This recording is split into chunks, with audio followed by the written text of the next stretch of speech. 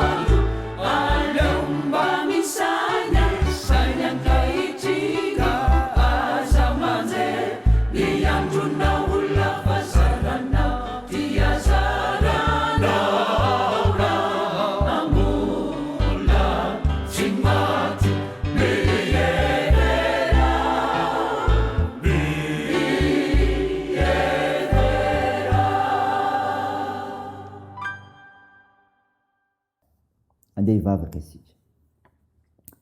Ry Andriamanitra be famindram-po, misaotra anao zay fa ny fahasoavanao natozao anay ka afaka mivelona amin'ny teninao, indrindra ny finoananao koa. Mideranao zahay, mankalaza inarinao zahay, mankasitraka sy mame voninahitra anao zay fa mendrika ao anao mandrakarivo zany. Tompo, mpanotsy zahay, mamindrafo aminay ary mamelany elokay, finoa ny fahadisoanay. Fenoy fananao masina zay, andraisanay ny teninao fiainanay. Aminaran'i Jesosy Kristy mpanavitra anay. Amen. Ny ofinainao antsika amin'ny tionity Ravina Malala dia hitanao amin'ny epistily voalohany soratan'i Paoly amin'ny Korintianina. Korintianina voalohany toko voalohany ka ny andiny fa 9:20 ka fa 1:30. Mivako toy izao aminaran'i Jesosy. Fa hevery ny fiantsoanareo ry rahalahy, fa tsy firy ny olon-kendry araka nofo, tsy firy ny olona mahery, tsy firy ny avorazana, fa ny adala amin'izao tontolo izao no novidin'Andriamanitra hampamenatra ny endry, ary malemy amin'izao tontolo izao no novidin'Andriamanitra hampamenatra ny mahery. Ary ny varazana amin'izao tontolo izao sy izay fa nevateva novidin'Andriamanitra dia natao tsy misy aza mba ahafoana ny misy, mba tsy hisy nofo azo mirehare na trehan'Andriamanitra, fa avy aminy nanaovana anareo ho an'i Kristy Jesosy, izay nataon'Andriamanitra fahendrena sy fahamarinana sy fahamasinana ary fanavotana ho antsika, mba ho araka amin'ny voasoratra hoe izay mirehare aoka Jehova no reharehany. Amen. Ray masino, manamasinana ny fahamarinana, ny teninao ny fahamarinana. Amen. Ravina Malala, ao aminao ny fiadanan'i Jesosy Kristy, ilay miantso anao mandrakariva, ilay te hiditra ao am-ponao. Mofinaina vakina tamintsika teo, Korintianina voalohany toko voalohany 9:20-1:30. Epistily soratan'i Paoly andreo kristianina tao Korinto. Mananatra izy noho ny fifampandaniana nisy teo amin'ny fiangonana sy ny fitona filazantsara. Dinio ny tenanareo ka mananatra hoe hevery ny fiantsonanareo, hevery ny fiantsonanareo. Andriamanitra ry havana dia miantso mandrakariva, ary mety efa amin'izay fidiny izany. Ary tahaka izany izay voalaza eto, manambara indrindra ny fidian'Andriamanitra ny kristianina tany Korinto. Ny hoe hevery dia hoe dinio, fakafakao, saina. Izany hoe sainy tsara vao manapa-kevitra amin'izay atao. Nantsona hitorony vaovao mafaly isika ho ny soratra masina. Hevery ny fiantsoanareo, tsy ny kristianina tany Korinto ihany no tefany izao teny izao, fa isika mpanaradian'ny Tompo koa ankehitriny. Manana anjara isika fa nantsona ho mpanaradian'i Jesosy Kristy. Aoka ho marina amin'izay andrahana ny isika. Ny fiantsonany raisitsika, nananantsika fandinihan-tena lalina, miaraka amin'izay miantso atsika dia Jesosy Kristy Tompo. Noho izany, aza mirehare, aza mirehare. Ny firehariana dia sehitra iray itenenan'ny olona ilazana ny maizy azy. Tsy mety anefa izany amin'ny fanarahana ny Tompo satria voasoratra hoe izay mirehare dia aoka Jehova ny rehare. Ny firehariana mantsy dia mitondra ho any amin'ny fahampitehana sy fahasimbana. Tsara Andriamanitra amintsika izay nantsony, satria tonga fahendrena ho antsika ao amin'i Jesosy Kristy izy. Tsarovy fa ny tapany ihany no miontsana. Ny firehariana dia fandrika izay apetraka Satana eo alohantsika, ka raha tsy mitandrina amin'izay andraikitra napetraky ny Tompo isika dia ho azo ny mora foana ary afara ny fahampitehana sy ny faharavana. Elo lavitra ary ny firehariana, fa misy ny fotoana hitenenana ary misy ny fotoana anginana. Saina izany ry havana, dia an'Andriamanitra hery ny voninahitra. Amen. Andeha hivavaka isika. Andriamanitra, misaotra ny mofinaina nomenao anay izay mananatra mba hiheverina ny fiantsonana fa tsy mirehare. Tompo, mivavaka aminao izay ao amin'ny asa fanompoana na nendrenao sy nentsonao ny tsiraray ao amin'izany, mba efa be amin'ny asa izay omenao, hanana faharetana sy fiaretana amin'izany koa, indrindra nateraka fanekena natao taminao, ka hijorovavy ny belonao amin'ny fahazotoana amin'ny fotoana rehetra anehoana ny voninahitra ao. Tompo, sitrandro ireo marary mila ny vavakay, amparezo ireo manamanjo, toandro mareo fikolona sy sahirana, hitahinao ny fiazakazany rehetra koa amin'ny teny ity.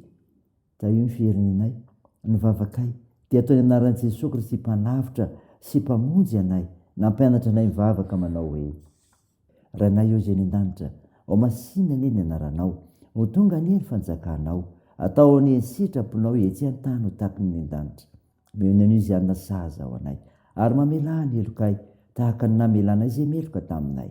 Ary aza mitondra anay amin'ny fakam-panahy, fa manafanay amin'ny ratsy, fanao ny fanjakana sy ny hery ary ny voninahitra mandrakizay. Amen.